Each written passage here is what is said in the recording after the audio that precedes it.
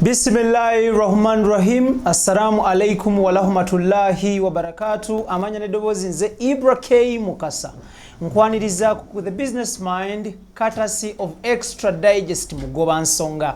Eranga bino gyosinzira okubanga otulaba nkutegeeza nti tuli mu mwezi gwa October.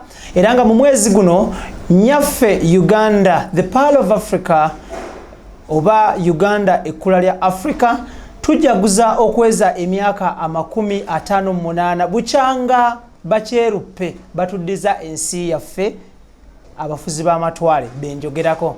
Show eno etebwamu ssente aba Logical Motivators abasangibwa ku kibanja cha www.logicalmotivators.com. Still at the same time tutebwamu ssente aba Caplog Financial Consult nga nabo basangibwa ku kibanja cha www.caplogfinancialconsult.com. Sina kindi osobola okuba olulu ekigere no basanga ku luguudo lumanyiddwa nga Nkrumah Road, ekizimbe kimanyiddwa nga Uganda Cooperative Alliance, suit eris 302C oba office number eri 32 cha oba 32C. Olunaku lwaleero bw'olengera bendera eno langi ziri 3, black, yellow, red. Black febaddugavu, red gwe musaayi, yellow yenjuba eyakira mu nyaffe Uganda. Tulina omukugu mu byenfuna mu nsaasaanya n'enkola ya ssente n'enteekateeka y'okukola ssente, Mwami Chris Lule. Nsaba obuze ku balungi abatulaba. Abalungi abatulaba mbabuuzizzaako, mbayozaayoza naddala bannansi n'abatwagaliza ebirungi ng'eggwanga Uganda okutuuka ku kkula ery'obwetwaze okuva mu mikono obwetwaze mu bukulembeze, obwetwaze mu bukulembeze okuva mu bikono gy'abacherupe. Mbalamusizzaako era mbagaliza amefuga amalungi oba wiiki erimu amefuga amalungi n'omwezi gwonna okutwaliza awamu. Beebale nnyo okwekumira ku Locks Extra Digest, akanyomera ka Business Mind. Tubaanirizaako era tubasaba bakkalire bye tugenda okwogera no biyinza obutabasanyula wadde weewaawo nga beetaaga obbiwulira. Insha Allah. Olunaku lwaleero Mwami Lule, njagala tutunuulire obwetwaze Uganda eweza kati emyaka 58 buchanga tuva mu mikono gy'abacherupe. Omwaka gwali 1962 ennaku z'omwezi 9 omwezi gwa October. Giri emyaka 58 buchanga bendera y'Omungereza Union Jack ikawansi ne bawanike yaffe bwechu neyambuka. Wano ku Business Mind nsaba tutunuulire kye bayita financial independence oba independence in finance oba the economic independence. Ntegerekeka nti buli atunuulira olunaku olwa independence atunuulira independence in terms of politics, in terms of bakulembeze abazze babeerawo n'ebigwa mu kkowe eryo. Gwe ng'omukugu mu byenfuna mu business, njagala tutunuulire kye bayita independence, economic independence, financial independence. Tutandikiraawo. So okusooka nkwebaziza nnyo Ibrake okuba nti osazeewo okutwogere ku mulamwa guno kubanga tuli mu muudu ey'okubanga tujjukira okubanga twafuna obwetwaze. Kyali kya mukisa mubi nti omwaka ogwo saaliwo 1962 naye oba oliawo ngezezaako okusoma ebitabo by'abantu abaweererako ddala mu Uganda okusoba mu bantu nga 10 abawandiise ku byenfuna by'eggwanga, abawandiise ku byobufuzi bya Uganda, then n'abawandiise ku mbeera z'abantu mu Uganda. Ebitabo ebyo ngezezaako okubyetegereza obulungi era omwaka ogwo events zonna ezaali mu mwaka ogwo nagezaako zigoberera obulungi. Kakati mu buufu obwo bw'okubanga tutunuulidde financial independence oba eggwanga okubanga lyeyimirizaawo mu byenfuna, nkakasa ng'eggwanga Uganda terifunanga financial independence. Zino statements zenjogera zange ng'omuntu si za kibanja kya Wolokoso extra digest ngobansonga, wabula ebirowoozo ebyo byange bwe nti bwe ndaba ebintu. Wayinza okuba eyo omuntu omulanga ye ebintu abiraba buki bulala. Kati nze bwe ntyo bwe mbiraba naye nga ndowooza nti mu byonna tuba tukyali bwe mbangezezaako okugerageranya eggwanga Uganda nsobola oddigerageranya n'omuvubuka akwasiddwa ennyumba okuva ewa kitaawe n'amugamba wasizaawo omukyala naye ng'ate omuvubuka eyo ekyeggulo n'ekyemisana asigala abirya wa kitaawe. Kati eggwanga Uganda mu byenfuna bwe bityo bwe biri. Abantu bano naddala abakulembeze baffe njagala nnyo tukireete mu sayidi ya byanfuna tetugenda mu kukulembera naye ate ebintu bino bibiri ojja kwesanga nga birina engeri gye bikwataganamu. Ebyenfuna bitereezebwa abakulembeze. Then kubanga ba policy makers babeera waggulu ebintu bino ne babikola ne bijja nga bikka paka wansi. Kati bw'ogenda okutunuulira Uganda we yabeerera mu 1962 n'emyaka egyo egijjaawo paka nga mu 1985 waliwo embeera Uganda gye yali mu byenfuna ey'enjawulo okusinga olwaleero nga bwe tufaanana. Abantu baffe bano abatulaba obwetwaze nze nkakasa bulungi nnyo nti amawanga agamu mu Afrika wano tetwakitegeera. Ffe twalowooza nti abantu bano tukulembera abaali batutwala abafuzi ab'amatwale balina okukwata obuyinza buno ne babutuddiza, bwe bamala obutuddiza ffe tubukozese kyonna kye twagala.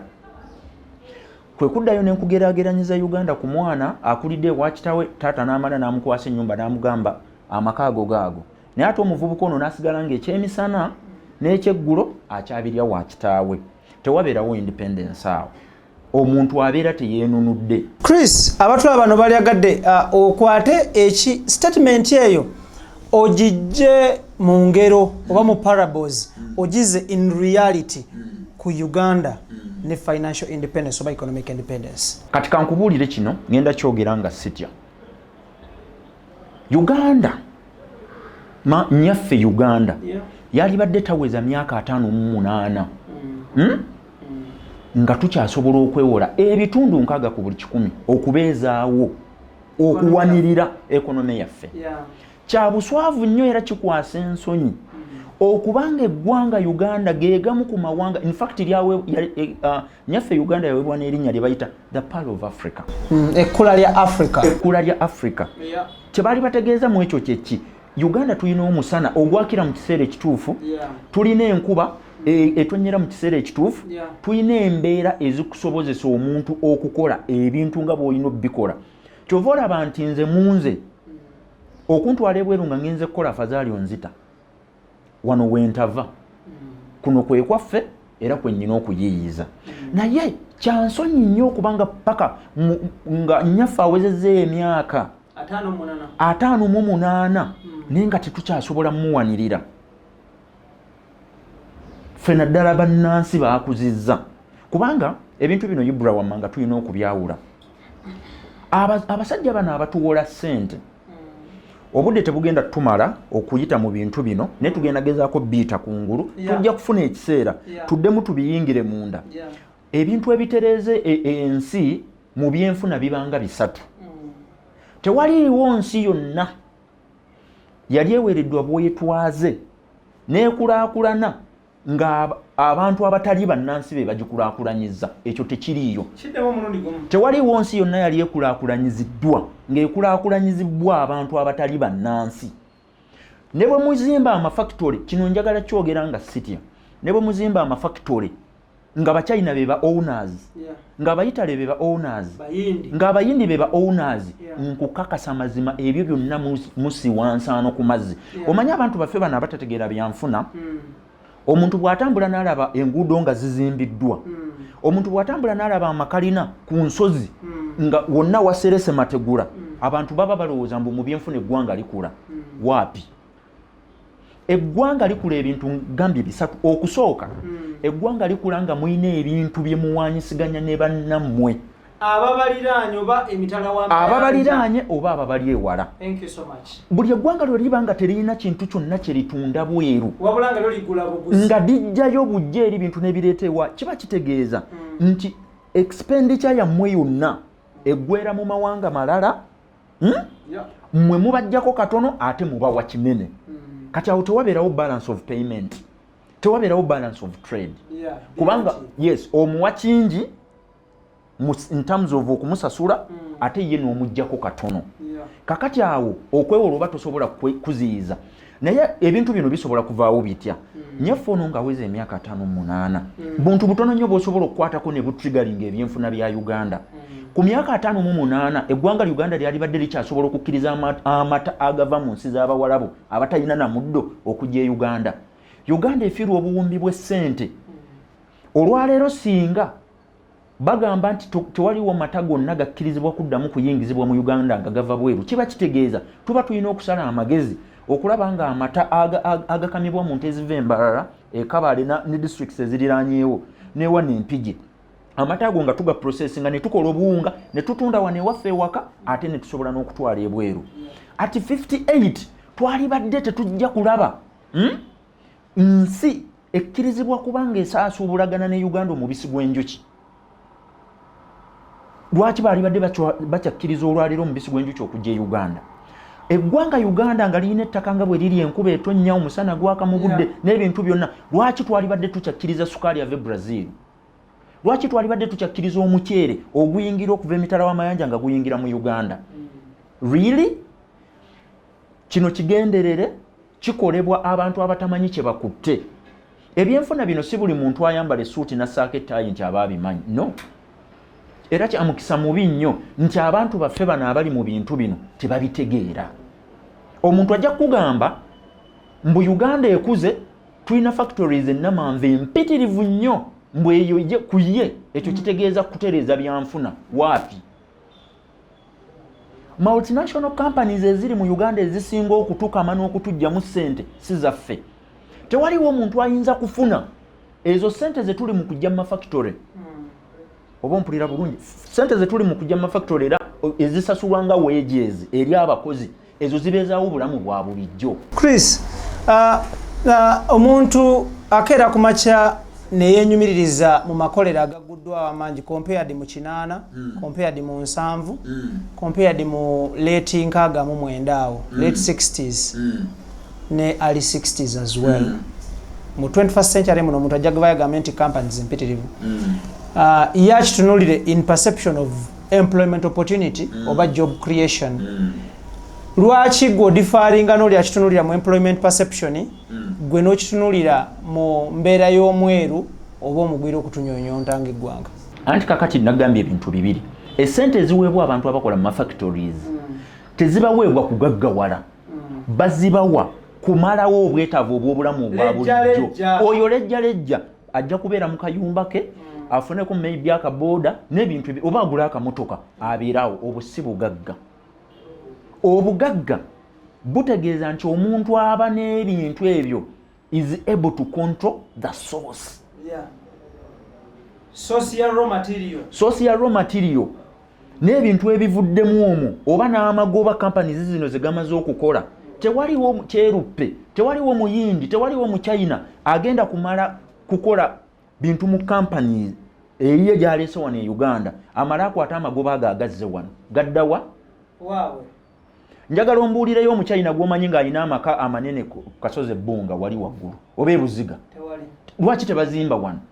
Kubanga bakimanyi wano banoonyaawo ssente, era bwe bamala ozifuna nga bakola ki? Bazitika zidde ewaabwe. Bino ebyokutubuuziwaza okubuya bakiyita batya? Kubuzaabuza. Bw'oba oyogera ku mirimu toyogera ku mirimu ng'omuyimbi ye sales marketing executive oba ye marketing executive ne bateekamu omwana munnayuganda mu mmotoka n'atuulamu just kugenda mu dduuka lya muddugafu kujjayo ssente n'azijjayo n'azikwasa munne wano. That is not employment. That is not employment. Employment gye twogerako eyannamaddala yeey'okubanga tukontrolinga ne percentage y'amagoba agava mu bintu bino. Kyova olaba okusabiriza okwewola ne grants mu mawanga ga Africa tekigenda kuggwawo leero. Amagezi galiwa. We do not understand how things work. Era kibi nnyo okusanga omuntu amanyi, simanyi oba wali osanzeeko omuntu ng'akola ekintu ye ng'amanyi akikola mu ngeri esinga okubeera ennungi. N'obaako akantu katono nnyo k'okwatako n'omugaa tukoleko bwe tuti. Naga kyogamba kino kikola. Be bantu baffe bano. Ebintu bino tebamanyi bwe birina kutambula. Economy okujjako nga wano tutandise okupromotinga excellence mu bintu byonna bye tukola. Bwe tujja okuba nga tulaba nga tusobola okugenda ebweru ne tubaako ssente ze tufunayo ne zijja wano ewaka. Ne mu art industry oba art and culture ng'ekitongole kye twalisuubidde nti bannayuganda mwe beefunyiridde, kubanga wano w'osanga abayimbi, w'osanga bakayimbira drama actors, w'osanga bakazanyirizi, w'osanga baka comedians, naye ssente naye sente kino nkiddamu nga mbalaba wano bakazanyirizi abayimbi n'abantu abakola ebitontome muleme mu kuweesa bintu bikoma waka wano mutandike okukola ebintu ebisobola okugenda emitala w'amayanja kati tulina omwana wano Kenzo yabadde agezezaako okukola ekintu kino nti yasobola okugenda e Bulaaya n'abaka akasente kajjayo n'amala n'akakomyawo. Lwaki Kenzo bw'akuŋŋaanya sente ze tagenda na investinga US? Kubanga amanyi wano obulamu we bukola ki? N'olw'ensonga eyo independence ya Uganda ey'ebyobufuzi twagala bannaffe bano bayozaayoza mugituuseeko gye tutuuseeko mu byobufuzi weebiri era birabwako naye ebyenfuna bikyagaanye wano wo tukyazina gundi bakuyita kukola ki tukyazina kasenda bazaana tetunnaba kuyingira mu kinyusi era tuffe tetunnaba bitegeera. Extra digesting kwotadde ne business mind olunaku olwaleero tutunuulira Uganda ejaguza emyaka 58 bukyanga tuva mu bufuzi b'amatwale era nga twatwalibwa ettwale lya Bungereza British Protectorate. Mu mwezi guno gwa October ennaku z'omwezi buli 9 October tuba tujaguza independence. Omwaka guno tukauntinga 58 years of independence. Fenga business mind n'abakulu ba logical motivators ne couple of financial consulting akotadde abakugu bano nga Mwami Lule Christopher tutunuulira independence the other side ya finance oba economics oba economy. Chris, njagala tutunuulire tulwana nnyo butagenda political but at the end of the day biri bintu bitambulira wamu naye bw'otunuulira gwe nga businessman oba entrepreneur bw'otunuulira Uganda njagala ogikubire scale of growth tutambudde what percentage out of 100 since 1960 to 9th October to date mu byenfuna? Yes. Mu byenfuna percentage wise tuyinza okuba nga tulinga ku 6%. Twakatambula ebitundu 6 ku buli 100 okuva nga ennaku z'omwezi 9 omwezi gwe 10 1962. Bino ebirowoozo byange omuntu omulala yenna wa ddembe okuwayo opinioni ye naye nze okusinziira bwendaba ebintu okuvuga emmotoka ennungi tekitegeeza kutereeza byanfuna. Abantu baffe bano bakimanyi e Kampala wano ennaku zino buli muntu azimba ennyumba ennungi ateekako ekikomera kya fuuti 10 n'ateekako n'essekanyo lya system waggulu n'agisaako n'amasannyalaze. Lwaki oba otyaki? Kiki ekiba kibuleese? Bula lya mirimu n'obwavu. Financial exclusion bwe batyo bwe bakiyita. Once you exclude abantu abamu ne mubajja ku lusaniya ne mubaggalira kwe balina okuliira amagezi gabeera nti bw'omala okuzimba ennyumba teekako ekikomera kiseeko amasannyalaze waggulu naye ate nno munnange byabwereere ebyo ekiseera kijja kutuuka ekikomera kyo n'amasannyalaze era bajja biyitako bajja kukulumbayo. Kyova laba abantu bano nze bansanyula mu kifo ky'okukola ebintu bino bikwate ku muntu asemba wansi kubanga kyangu nnyo Ibra okubanga akasente kano nkafuna ate nga n'omuntu asemba wansi naye alina kintu kyasobola okubanga akwatako. Naye kaakati abantu bano buli lw'obaggalira emabega togenda kubeera w'amaanyi bbanga lyonna. Ekiseera kigenda kutuuka amaanyi gakugwa era bajja kuyingira bamenyewo by'olina babikole ki? Okuvuga emmotoka ennungi, okuzimba ennyumba ennungi, okusuula mu location ennungi nga eri planned and organized tekitegeeza nti mwakulaakulana. Okukulaakulana kutegeeza nti ettundutundu erisinga obunene ery'abannansi bali financial okay oba basobola okubeerawo mu bulamu obwa bulijjo ng'okutiisibwatiisibwa n'ebintu eby'obulamu nga medical bills, education, then shelter ng'ebyo tebiriiwo era bivuddewo. Naye olwaleero njagala okutegeeza Ibra abantu baffe bano naddala abakulembeze ku mitendera egy'enjawulo bo bamanyi ebintu bibiri era abantu bano neebuuza emmere gye balya. Kati mmwe mulowooza bwe munaagulako abantu abamu ne mubawaayo okwo maybe ku busente munaaba mumazeewo ebizibu by'abangi eno wansi. Sente ezo ezigenda ku bantu sekinoomu omuntu omu n'omu obuwumbi buna asirike obuwumbi buna busobola okutereeza ettundutundu eri abavubuka kumpi 0.5% ku bavubuka abatalina mirimu. Njagala tutunuulire Uganda ekkula lya Africa kiki tusobodde okwataininga emyaka 58 gino in line of financial independence oba economic independence. Chicho tusobodde okutuuka ku kitwenyumiririza mu byenkulaakulana n'ebyenfuna mu myaka 58. Okusooka tuli it is estimated mu Uganda tuyinza okuba tuli abantu miliyoni nga 45 olwaleero. Mu banking sector tuyinza okuba tetuwezaamu bantu bukadde 9. Abatereka sente n'okujjayo nga kwotadde n'okwewola. Kakati tukyali ku nkola ey'abantu olwaleero bw'ogenda okutunuulira amateeka agafuga okwewola oba okukwata enkozesa ya ssente ng'ozijja mu bantu abazirina gw'ogenda ozikozesa ebibyo tegaawukanako na myaka gya 6. Amendments zonna ze bakoze mu tteeka erifuga banks, ezifuga microfinance n'ezifuga ebitongole ebirala ebikuuma era ebiddukanya ssente tegayina kyegayambye nnyo muntu wa wansi. Njagala okukakasa olwaleero tulina banks mu Uganda ezisoba 30. Menyeraako z'omanyiiza bannayuganda nga ziwera 2 zokka ze oba omumenyera. Naye nga yo n'emungirabawo. Kakati njagala kukakasa ebyenfuna bifugibwa ndowooza abantu nga 4: banking sector, insurance, kubanga abantu tebatunuulira nnyo insurance era abasinga tebakimanyi nti erimu ne ssente. Obwo buwumbi bwa ssente bwe buli awo, buwumbi bwa ssente, then neze microfinance institutions n'ebitongole ebirala ebiziddako. Abo be bantu nga 3 abali mu ssente za Uganda.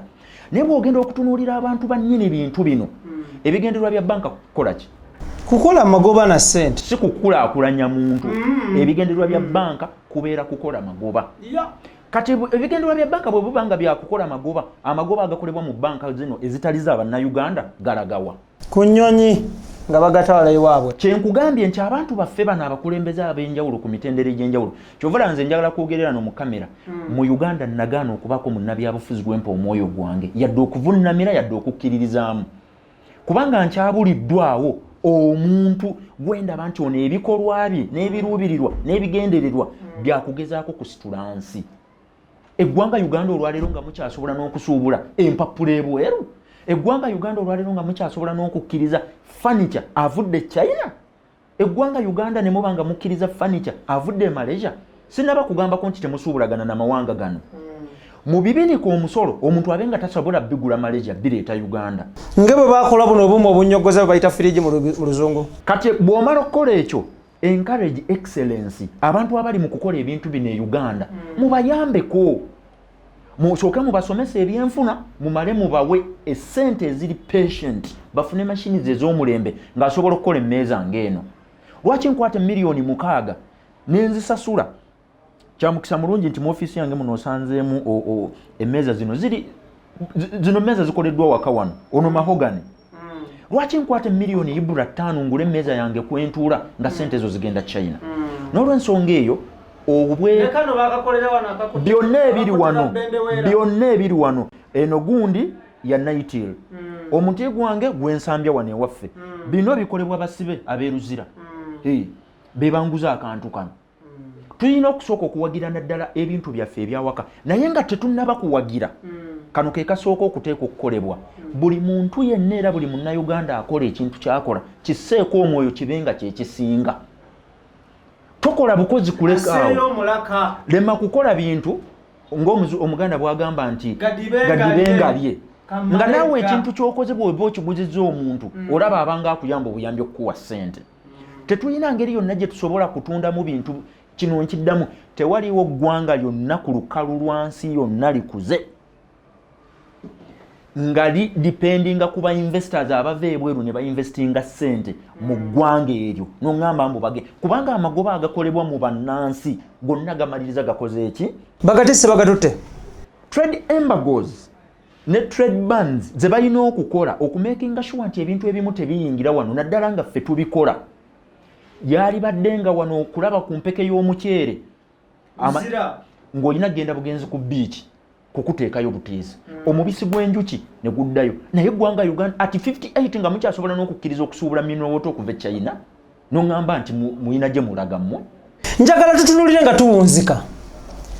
waliwo kye bayita waliwo bamusiga nsimbi mu luzungu waliwo akantu ke batera obbanyigiramu buli obasoma budget ne bagamba nti bawadde abantu waliwo ke bayita tax holiday kampani enguyira ne bagigamba tugisonyeeyo omusolo emyaka 10 myaka 2 ekyo kyogera bweki okusooka abantu baffe bano nabagamba obukugu bw'ensinga okubeera nabwo bwa musolo era ngutegeera bulungi nnyo musolo ngutegeera bulungi nnyo naye okusoomozebwa kwe tusinga okuba nakwo bannaffe abakulembeze ku mitendera gyonna guno baagaana okugutegeera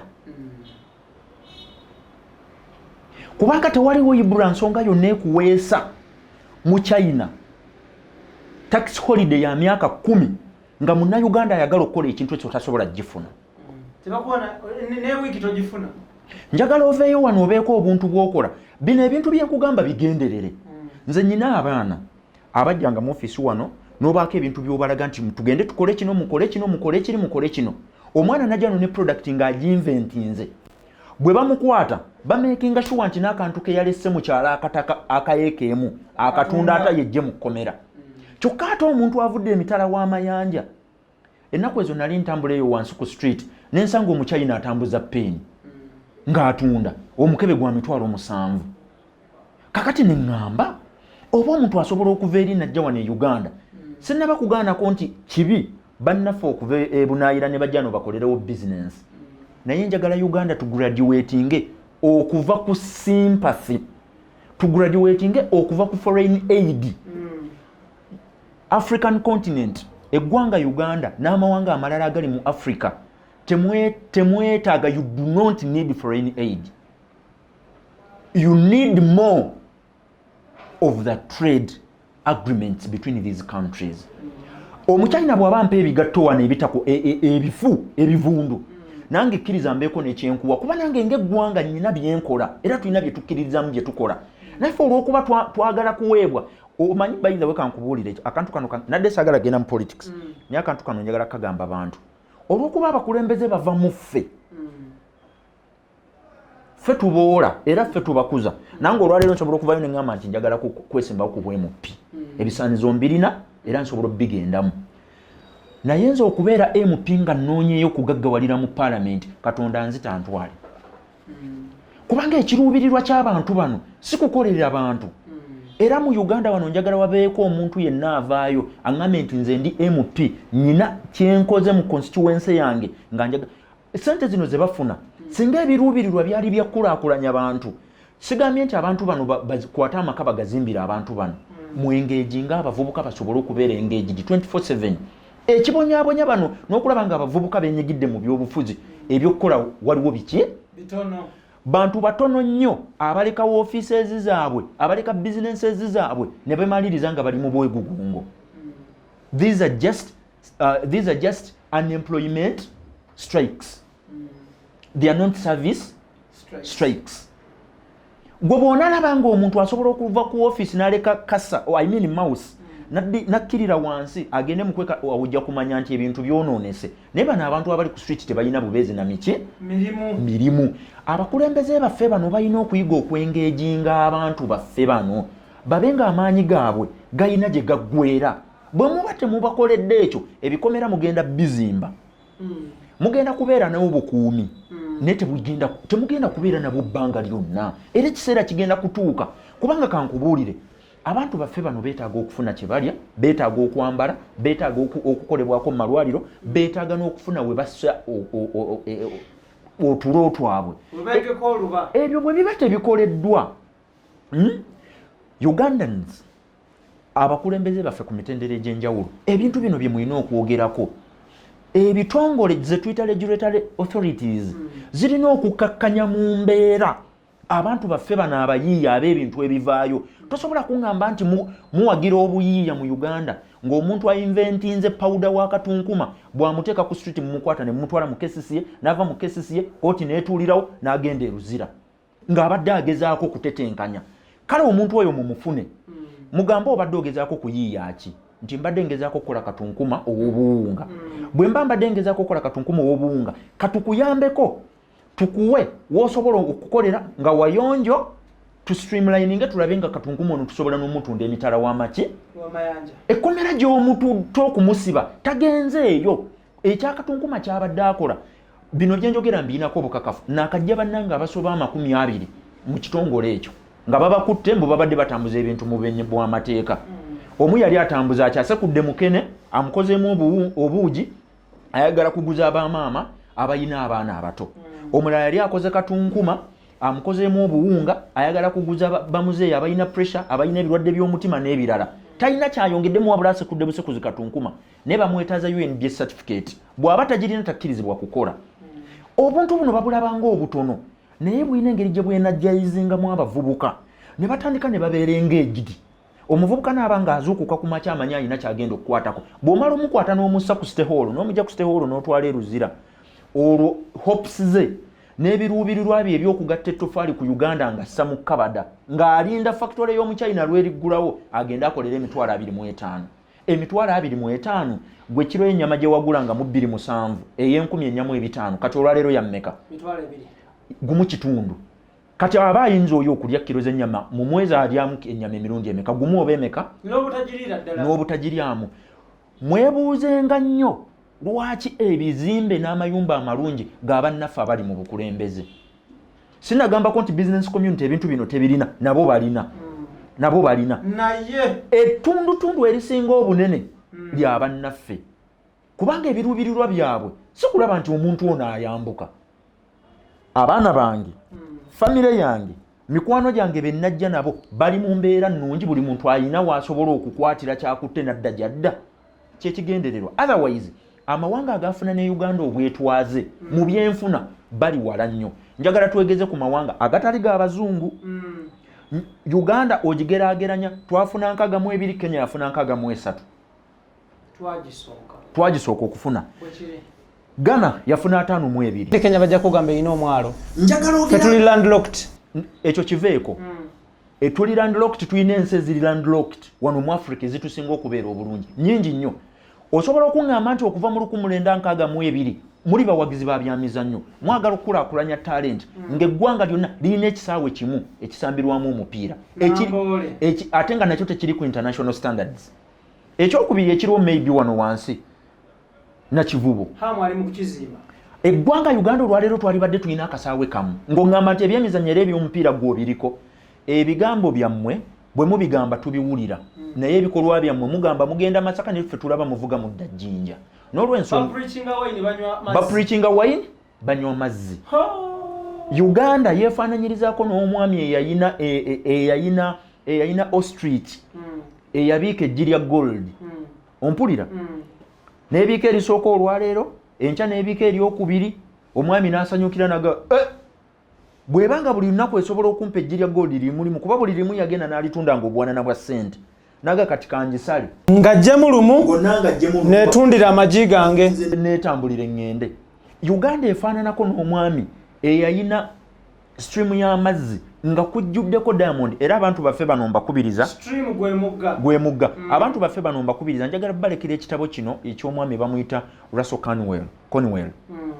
Omwami oyo yawandiika ekitabo bakiyita Acres of Diamond. Ekitabo ekyo mu kufumiitiriza ku bwetwaze bwa Uganda nsaba mu kigule emitwalo gya Uganda nga 10 wano mu Aristoc mwabali ekitabo ekyo bwe munaagenda ne mu kigula Acres of Diamond kigenda kirina mu story y'omwami eyali aliraanye omugga n'asangawo ejjinja ery'omuwendo oba gwe bayita Diamond n'alitwala ewaka n'alisa ku mmeeza. Omugenyi omu yali amukyalidde n'amugamba nti ejjinja eryo singa osobola okufuna amayinja agasoba 20 ogenda kubanga gwe mugagga asinga ku Africa. Omwami ono yatunda ekazi ze zonna ezaali ziyitamu omugga n'atandika okutambula amawanga ng'anoonya ejjinja erifaanana lino lye yalina awaka. Omwami gwe yaguza awantu awo yamalawo ebbanga ttono nnyo n'asanga amayinja ago nga gasoba 50,000 agafaanana ejjinja lino. Omwami oli gye yali alaze okunoonya amayinja ago yakomawo wano ng'akaddiye akooye agenda okutuuka wano ng'omwami ono eyasigaza omugga gwe mugagga Muvundu. Ekyokuyiga mu sitole eyo kiri ki? Ebyenfuna byaffe ebya Uganda bisobola kutereera ng'ejjinja lyaffe lino erya Diamond turealize nze nti liri Uganda. Uganda neefuna obukulembeze obuteredde era obulungi obukkiririza mu bannansi ne resources ze tulina. Nkukakasa emyaka 25 otuuka mu Uganda n'otategeera nti ddala kituufu. Tetugenda kubanga tusukawo olunaku olwaleero The Business Mind ebadde ekutuusibwako aba Logical Motivators ne Caplog Financial Consult. Bano bateekateeka okubangula n'okubuulirira abantu ffenna emyaka egy'enjawulo emitendera egy'enjawulo in line of business. Banoonyeeko ku kibanja kya www.caplog Financial Consult oba www.logicalmotivators oba bubawo olw'ekigere ku kizimbe ekimanyiddwa nga Uganda Cooperative Alliance wali ku luguudo olumanyiddwa nga Nkrumah Road emabega wa Orient Bank ne Uganda House. Bw'otuuka ku kizimbe ekyo ekiriko bukajjansi mu luzungu facing bricks, buuza room number 32 cha oba 302C. Ibra K Mukasa ge manya gange sigenda kubanga nsukawo nako lero. Njagala kwebaza mwami Lule Chris. Webale nnyo, webale ddala. Nebaze mwami Idris Lukwago, Tone Sennabulia ne mwami Daniel Mugoya. Mbebaza nnyo. Then nebaze ne baganda bange abawangaalira kuno okwabobwe n'emitala w'amayanja abawagira omukutu guno. Mwebale nnyo, mwebale ddala. Mubere bulungi, mweraba. Assalamu alaikum wa rahmatullahi wa barakatuh. Mubere bulungi, mweraba.